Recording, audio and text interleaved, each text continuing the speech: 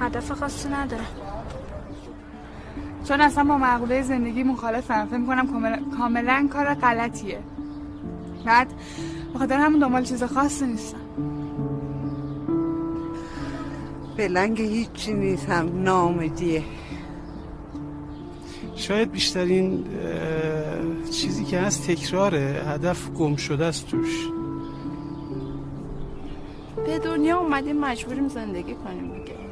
هدف خاص کار رو چه میدونم، کار هدف خاص نیست تو زندگی. فکر نمی کنم خودت تعیین کننده هدفت خیلی باشی. فکر نکردم بهش، اجباراً زنده شدم، حالا دارم زندگی میکنم. تو اونجا که توان هست کار کردی، آرامش داشتی، چیزی دیگه نبود. والا هدف فکر کنم هدفی نیست.